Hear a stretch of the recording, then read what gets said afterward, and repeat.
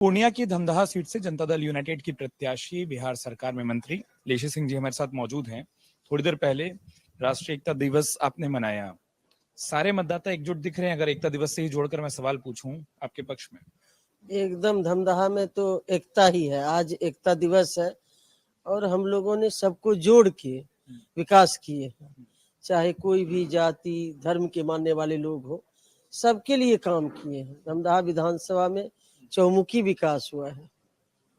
एक तस्वीर मुझे दिख रही है कि वहां एक व्यक्ति है, सज्जन है, मुसलमान है, साफ दिख रहा है उनकी, और उसके बाद उधर चले गए तो उसके बाद उनकी टी शर्ट पर आपके चेहरा बना हुआ है, धमदाहा की बेटी वहां लिखा हुआ है।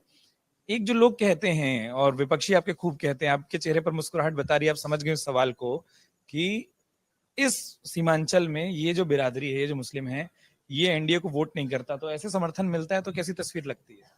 देखिए, तस्वीर जाके जब क्षेत्र में देखिएगा धमदाहा विधानसभा में, तो आपको देखने को मिलेगा वहाँ जो अल्पसंख्यक समाज के लोग हैं उनका हम लोगों ने विकास किया, सबका काम किए हैं, सब लोग हमारे साथ हैं। आप जब जाइएगा क्षेत्र में कवर करने तो जरूर उस बिरादरी के लोगों के बीच जाइएगा, तो लोग काम को पसंद करते हैं। अब वो बात नहीं है कि लोग डर दिखा के, भय दिखा के, धार्मिक उन्माद फैला के, जाति धर्म में बांट के लोगों का वोट लेंगे। अब लोग चाहते हैं विकास हो, बहुत हो गया ये सब बात। अब लोग चाहते हैं कि मुख्यधारा में जुड़ के विकास चाहिए उनको। हम लोगों ने विकास किया है, विकास करके लोगों का दिल जीते हैं। इसलिए यहाँ कोई, हमारे यहाँ न हिंदू मुस्लिम सिख ईसाई का कोई मामला नहीं है। हम सरकार में मंत्री है मैम, एक बात जो बार बार आती है वो ये आती है कि विपक्षी प्रचार ये कर रहे हैं कि नीतीश कुमार बतौर मुख्यमंत्री आखिरी चुनाव लड़ रहे हैं, इसके बाद चुनाव तक तो वो चेहरा है, चुनाव के बाद भारतीय जनता पार्टी बड़ी भूमिका में आ जाएगी। नहीं, देखिए ये बकवास की बात है। विपक्ष के पास असल कोई मुद्दा है विहीन है, उन लोगों के पास कोई मुद्दा नहीं है। हमारे माननीय मुख्यमंत्री नीतीश कुमार जी एनडीए के नेता हैं और उनके नेतृत्व में चुनाव लड़ा जा रहा है, वही मुख्यमंत्री होंगे। इसलिए ये इन लोगों के पास कोई मुद्दा ही नहीं है, इसीलिए यही सब उल जुलूल बात कर रहे हैं। किरण, आप किससे मानती हैं? सीमांचल में एमआईएम भी कुछ जगहों पर दिखती है, फिर जो महागठबंधन है वो है ही है, आप किससे मानती हैं? हम किसी से नहीं मानते हैं, हम लोग बहुत आगे हैं सबसे। हमारी लड़ाई किसी से नहीं है, हम लोग अपने आप में आगे हैं, एनडीए बहुत आगे है। आप बोल रही हैं बहुत आगे हैं, हम पूर्णिया को थोड़ा समझ रहे थे, लोगों से बात कर रहे थे, लोगों ने बताया कि ये लड़ाई थोड़ी इसलिए मुश्किल है क्योंकि एक राखी भाई थे, अब वो सामने खड़े हैं।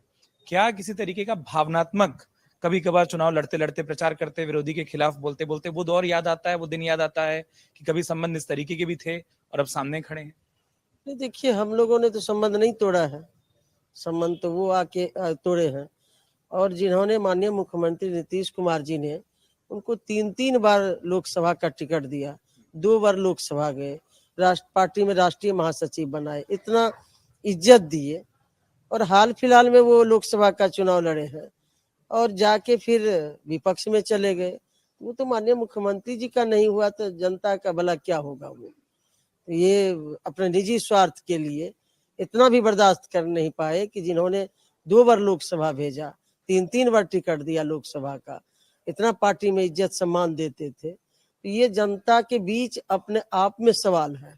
क्यों, आपको क्या लगता है कि संतोष जी वहां उस पाले में क्यों चले गए, विरोधी कैसे बन गए? अब तो वही जाने, उनका तो इतिहास रहा है।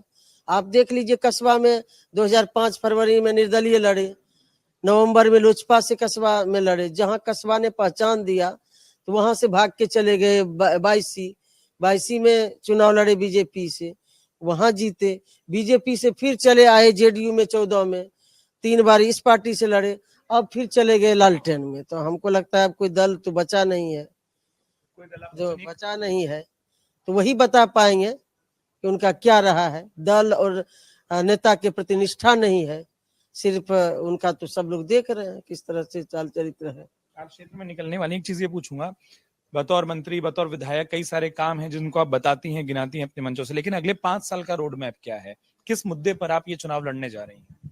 देखिए, हमारी सरकार का जो एनडीए का जो मुद्दा है, जो आगे का विजन है, जो हमारी आधी आबादी है उसका सशक्तिकरण पहले से भी सरकार कर रही है। युवाओं को रोजगार और जो आधारभूत संरचना है, जो मूलभूत सुविधा है जो लोगों को चाहिए, सड़क, शिक्षा, स्वास्थ्य, बिजली, यही मुद्दा है हम लोगों का। हम लोगों ने तो क्षेत्र में बहुत काम किया है, हर क्षेत्र में काम हुआ है। मैम, जहां से आपने शुरू किया महिलाओं के मामले पर विपक्ष आपने भी सुना होगा, पटना से लेकर धमदाहा तक, पूर्णिया तक ये कह रहा है कि वो 10,000 रुपए की रिश्वत है जो सरकार दे रही है और चुनाव के बाद इसको बंद भी कर दिया जाएगा। नहीं, एकदम नहीं, ऐसा नहीं होता है। कोई भी सरकार कोई भी स्कीम या योजना चलाती है तो जो कैसे बंद कर देंगे? आप रिश्वत कैसे हुआ? एक दिन का थोड़े है, ये तो 20 वर्षों का महिलाओं के लिए सशक्तिकरण है। एक दिन का तो है नहीं कि आज कर दिए, ये तो सिलसिला चल रहा है। चलते चलते चलते चलते काम जो भी इतने बहुत बड़े पैमाने पर पूरे बिहार में महिला संवाद हुआ, महिलाओं ने जो बात रखी उसके आधार पर योजना बनाया गया कि उनको और भी रोजगार की आवश्यकता है। 10,000 दिया गया रोजी रोजगार के लिए, फिर और आगे भी 2 लाख का प्रावधान है उसमें। 6 महीना के अंदर यदि आवेदन देंगी कि और रोजगार बढ़ाएंगे। तो सरकार का एक दिन का नहीं है, ये पूरे बिहार में हर गांव में टोले में संवाद हुआ और महिलाओं से संवाद के बाद माननीय मुख्यमंत्री जी महिलाओं से मिले, संवाद किए, तब उसके बाद ये योजना बनाई गई। एक आखिरी सवाल मैं पूछ रहा हूँ, एक आरोप जो आपके विपक्षी लगाते हैं, जो हम लोग देखे सुने, वो ये है उसका कि आप जातीय राजनीति ज्यादा करती हैं क्षेत्र में भी, उसका क्या जवाब? और आपने भी सुना होगा, मुस्कुराहट बता देती है कि इस तरीके के प्रचार वो कर रहे हैं लोगों के बीच में। देखिए, जो लोग भी जाति धर्म की बात करते हैं, जो लोग भी करें, हम लोग तो उसमें नहीं पड़ते हैं। हमारे नेता माननीय मुख्यमंत्री नीतीश कुमार जी न्याय के साथ काम कर रहे हैं, सबका सम्मान करते हैं, सभी का काम कर रहे हैं। हम लोग उसी मूल मंत्र को लेकर आगे बढ़े हैं। और जो व्यक्ति जाति धर्म मजहब की बात करता है वो कमजोर व्यक्ति होता है। जाति की बात धर्म की बात जो करे वो सबसे कमजोर सबसे वीक लोग होते हैं, क्योंकि उनके पास कुछ आधार नहीं होता है। तो यही लोग करते हैं। राष्ट्रीय एकता दिवस पर आपने आखिर में कुल मिलाकर संदेश यही दे दिया कि एक रहें, बहुत शुक्रिया, और आपको प्रचार पर निकलना है तो उसके लिए शुभकामनाएं। लेसी सिंह जी हमारे साथ मौजूद थी। ढेर सारे लोग हैं जो मिलने खड़े होते हैं और उसके बाद पूर्णिया से धमदाहा की ओर निकलती हैं। तालियां समर्थन से बज रही हैं। 14 तारीख को किस तरीके का परिणाम आता है वो भी देखेंगे। बहुत बहुत शुक्रिया मैं अपना वक्त देने के लिए, बहुत धन्यवाद।